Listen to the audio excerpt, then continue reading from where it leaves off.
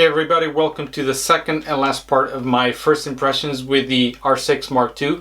If you haven't watched the first video, just click on the link above or in the description and then come back to this one.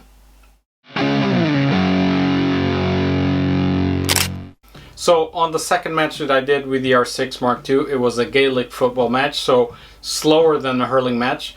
So I was still curious to test the electronic shutter and see if I would get just as much rolling shutter as I did with a hurling match, and I didn't, but it's still evident. I'm going to be showing you some examples as I speak.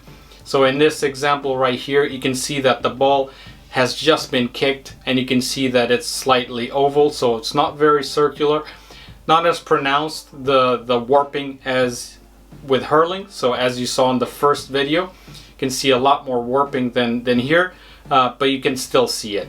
It is quite amazing to be able to shoot 40 frames per second, but ultimately I think the mechanical shutter is the way to go. I was also playing with the different modes that the camera has for different situations of focus.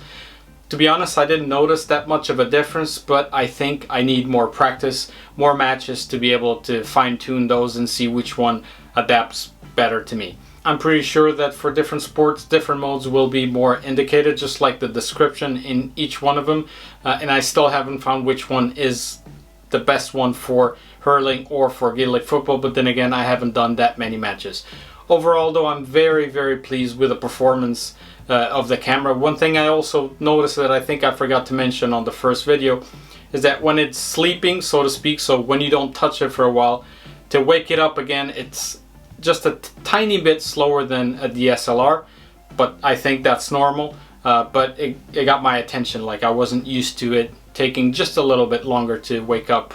So when I was picking up the 90D, shooting with it, came back to it, and it would take just a little bit longer to wake up.